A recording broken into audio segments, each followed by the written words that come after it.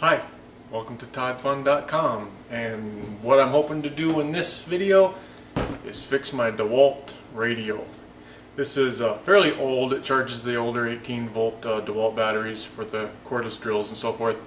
It's nice to have because when I'm working in my shop I like to listen to some music, and this can plug in and play music. I also jack my iPhone into the auxiliary and usually listen to tunes like Pandora and stuff. It also charges the batteries if it's plugged in, and if it's not plugged in, it will run the radio on the batteries. So fairly nice features. I think they run about $99. The newer ones now that do the higher voltage batteries are run about $150. Really nice, powerful radio, very portable, very rugged, but broken.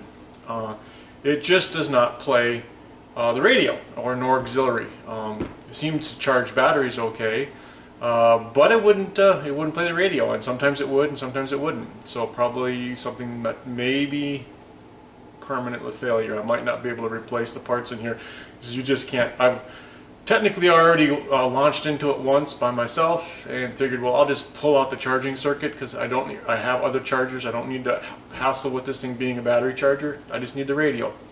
So I ripped all the charging circuits out just to make sure that wasn't dogging the system somehow, and it worked. The radio was bad. One day it just didn't work again. The radio wouldn't work. The display comes up. I can tune the channels. It shows the tuning the channels and everything, but no radio, no auxiliary. So probably the amplification circuit, I'm guessing, or the power thereof.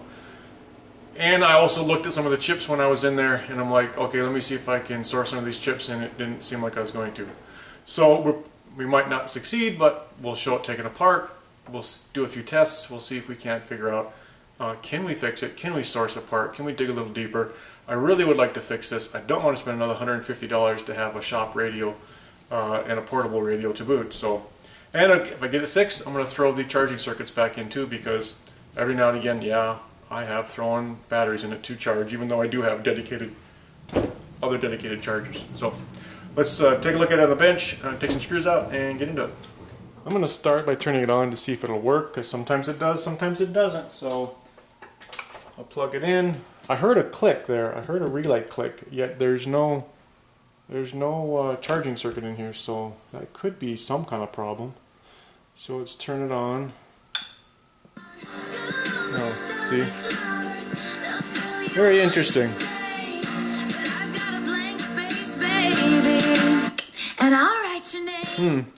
Well, can't leave that on for long. Okay, I heard a clicking noise, which is interesting. Obviously there's some sort of a soft switch in there that turns on. Maybe there's a relay problem, but I don't think so, because when I have had this thing act up, it starts to get quieter and quieter and quieter, and I have to crank the volume up more and more and more, and then pretty soon no more sound. So that doesn't really jive with a bad power circuit or soft circuit or anything like that. So I'm still going to take it apart and take a look. Just to be safe, I do have it plugged into my isolation transformer, so if I do happen to do any testing, I got that, but I'm going to leave it unplugged for now anyway. So this comes apart by a few dozen screws coming across the faceplate. I'll spare you the time on that. So these 8 screws are out across the top, and when we flip it over, there'll be a screw down in there. So now this should lift off. There we go. This is another test, still not plugged in, but I dropped a DeWalt battery into this just to show that the circuit does this emptiness, this hope. So it does run off the battery even without the charging circuit in the system, which is good. It makes it safer for testing. I won't have to worry about the AC for the testing part. So let's look inside a little bit. And first thing is the speakers. They come down and they plug into the right here by the left and right channel audio amplifier out. Pulling that out means I don't have a speaker, but I can pop it in easy enough. If we go ahead and take a look, like I say, this is where the charging circuit was, and this is where the battery is. The 18-volt battery goes in here. A sense line hooks up here, and the red and the black here are where power will come off of or onto the battery.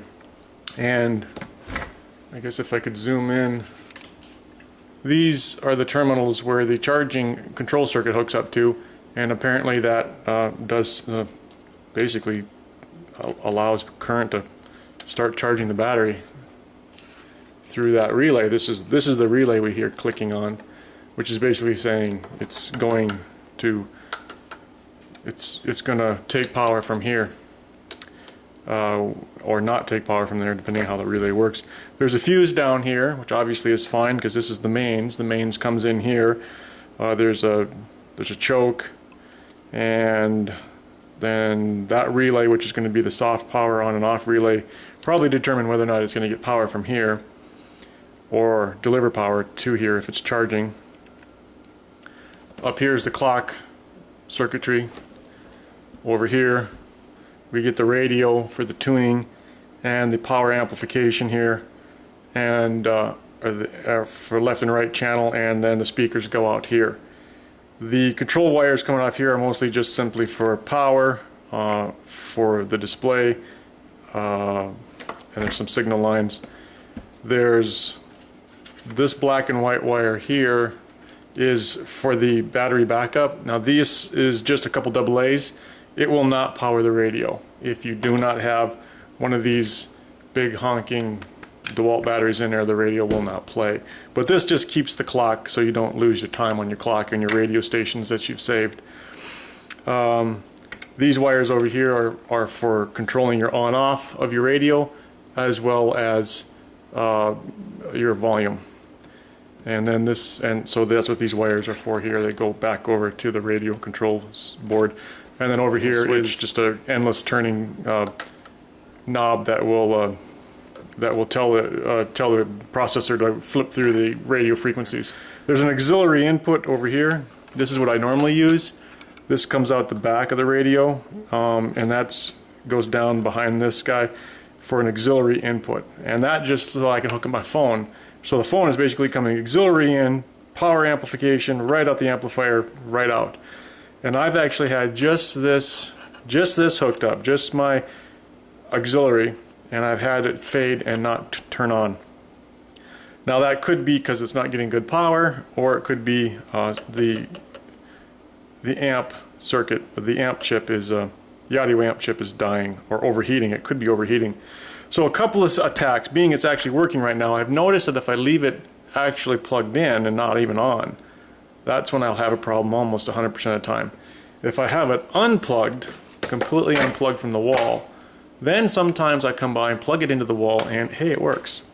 So, and if it stops working, it might be a little bit easier to test. Right now it's working. I've checked all the capacitors, they all look fine. I don't see any problems with the capacitors. I didn't take any out, but I don't see any overheating spots. I don't see any bulging capacitors. I don't see any other power problems. Interesting enough, if you want to know, there's a fuse down here. So if you are no longer able to charge your battery, it wouldn't affect using the battery. But if you could no longer charge your battery, this fuse could be bad. So there's a secondary fuse in there outside of the main power fuse. Okay, I'm going to do those things and report back. Well, I've been running it for 2 hours straight off of mains and no problems. It's not fading at all. So I'm going to go ahead and turn off the power to it and unplug it from the wall because I'm about to open it up. And let's see. Here's a little tip if you're into this. Take the wires for the speakers out from under this plastic bit, and then it's much easier to just set the speaker out like this. It actually, you don't have to add any wire. It's plenty of wire. It's just not captured anymore. There's no point in having it like that anyway. So now you can test it with the speakers plugged in. And as I had originally said, that relay over there does click the moment you plug it in. And what it's doing is it is definitely determining whether to take power from the battery, if there happens to be one there, or whether to take power from the mains. Well, when you plug it in, you're basically you're engaging that relay, and that relay is on. It's on all the time this thing is plugged in, and it's very possible that that is the culprit. Okay, I've got it plugged into the isolation transformer, and I've been playing the radio for a few minutes. I'll turn it down. I got my flare out. It's the adapter for the iPhone. I'll put a link in the video show notes to my review of this. It's a decent enough product. The price has come down quite a bit. So right now it's asking me to calibrate, so I'll do that. That's an annoying thing with this. But if we look at it, you can see right there that we do have the mains transformer. We can come down here and that hot spot we're seeing there. Let me zoom in for you. So there's the relay that's showing up on the fluoro at about 130. I got it on close-up right now so you get a better overlay, and we're not seeing much of anything. Some emissivity, which is just the reflective materials. Then we get over to this side, the radio side, and we'll take a look first at the audio amplifier, which was my suspect. We'll zoom down and make sure we have that. So as you can see, the audio amplifier, which is actually playing right now, I'm sure there's, I mean, with or without the speaker volume up, this is running fairly cold. It's not pushing that at all. But over here, as you can kind of already see, there is a hot spot. So there we have a real nifty hot spot. 150 degrees on that, which is probably a regulator. That 150F with no heatsink is pretty darn up there. So that could be the problem with it fading out. If this is always regulating and it just gets too toasty and it starts to fade out and there's no heatsink, so all I'll probably do is I'm going to pull that guy out. See if I can get it in the video. It's this guy, and it is warm. Yeah, I put my finger on it. It's up there in the 150 range. We'll see what that is and either replace it or see if I can come up with a heatsink for it. Maybe that will solve my little problem. Now we have to get this board out to see what that device is that's overheating. There's a few wires that have to unhook. There's essentially a power wire that has to come out from under there. The controls for the buttons in the display come off. Your auxiliary has to get unplugged. Your antenna wire up here, which is just a little single wire, has to get unplugged from this board. And let's see, there was a black wire here. I think it's going to be like a power good line or something. It actually doesn't unplug on either side, so I just cut it. I'll have to make a connector that those can go together easy again. I don't know why they wouldn't make that unplug. And let's see, and then there was some control wires over here that go to the power button and the volume button. And then this board pretty much ready to come out, except for there's a screw here in case you're following along, and 3 screws in the board. That frees up the board to come out, but it's glued down really good, and I could tell that because there was just nothing else that could hold it down. It had screws, and it's glued down to these like little spongy pads. I guess this is supposed to be rugged, and it is. So what I did is I took an Allen wrench and I got it down and turned it so that essentially hooked the board, and then I would clamp onto it with actually I was using a vice grip and then a vice clamp, and then I would just yank until I would break that spongy glue loose. Once that was done and those screws were out, then this radio amplifier board will come out. This wire has to stay on it. It's actually soldered on, this power wire, and this one that I cut will stay on. Now, these are the sticky pads, and they're super sticky, and this is the one that was the hardest to break loose at the top, but I got it off. There's 4 screws down here, but only 3 were used. This top one was not used in that post. It would have gone through there, but it would have been inside of this radio. It would have been inside here for the receiving of the radio signals, and it would have gotten. There's no way you'd have gotten out of there. So I'm glad they didn't put it in. I'm very glad they didn't. Okay, so then this is the device we're looking for, and if we could, I don't know if I can get the camera to see it for us or not. There we go. A K1A7806. So that's going to be a 6-volt regulator. No metal tab. So it's not exactly the easiest thing to heat sink. Obviously it's functioning, but just getting very hot. Now maybe, I'm going to look up the spec sheet and see if this thing can run at 100 can it actually run at 160, 170 F. And just for the record, this audio amplifier, so I don't have to pull it apart again to think about it, is, and I'll just read it to you because I can't get it on the camera, BA5415A. So we can look that up and get more information, but I don't think that's bad. It wasn't overheating or anything. The data sheet says that that is a Korean Electronics manufactured 6-volt regulator. It can have like 8 volts in to 25 volts in, and it'll regulate 6 volts out. So I've hooked up all the wires in a temporary fashion, including the one I cut, just because I want to measure, what is the input it getting while it's running, and is it regulating at 6 volts. Now we know we measured that regulator at the surface temperature of the package was up, I think it was like 160 almost Fahrenheit, but the data sheet says that regulator can go up to right about 250 degrees Fahrenheit. That's its maximum junction temperature. Now I don't know what the junction temperature was, we just know the package was pretty hot. And so it seems like there's a lot of play, even though there's no heatsink, even though there's no metal tab to do heat sinking.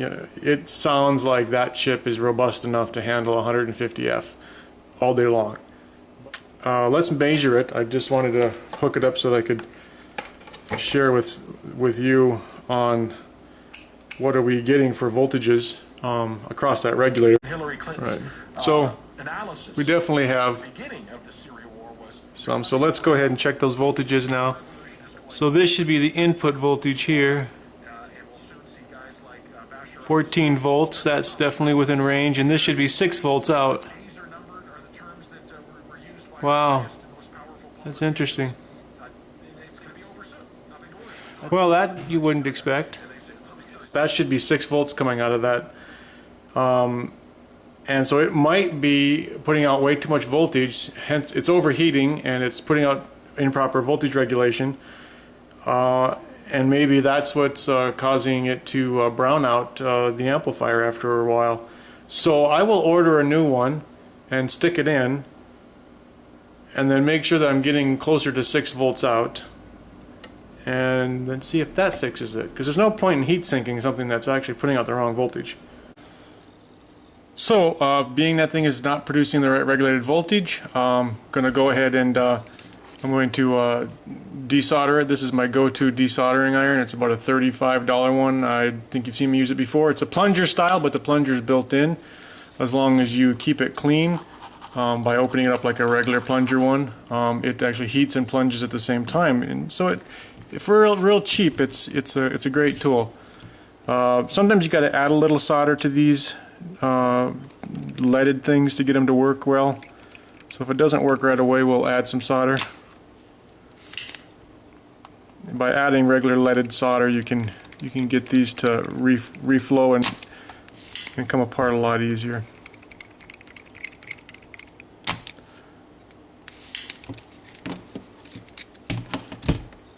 Let's see if we were.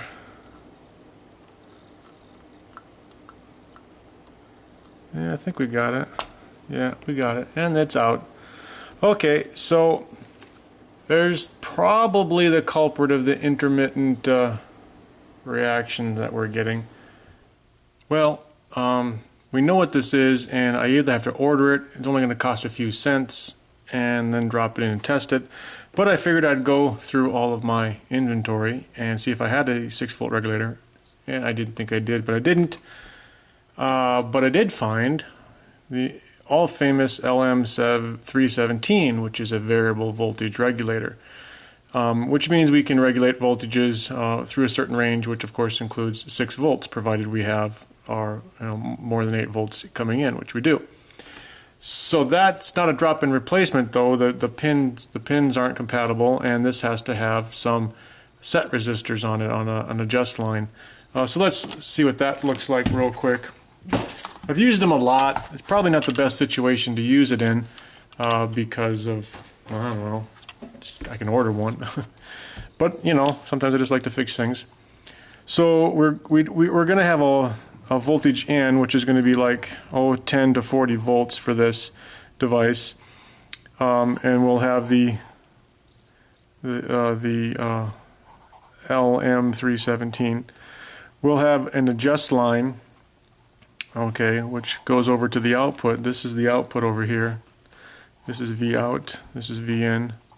And we want this to equal 6 volts. There's going to be about a 220 ohm resistor here. That'll work fine there. And then essentially going to back to common or ground in this case.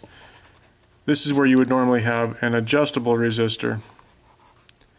And then based on what you adjust for that resistor, you set your output voltage.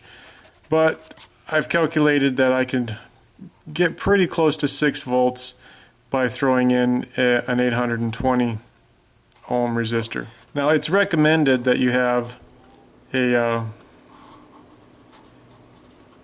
1 microfarad on the output here, and at least a 0.1 microfarad on the input. Hope it's readable. Boy, that's sloppy as heck. But that's how they work. This could just be a ceramic. This is going to be electrolytic over here to get the 1 microfarad. And this should give us, certainly a lot closer to 6 volts, and by something that's a little more, it's got a bit of a heat sink on it. Now, they're not pin compatible.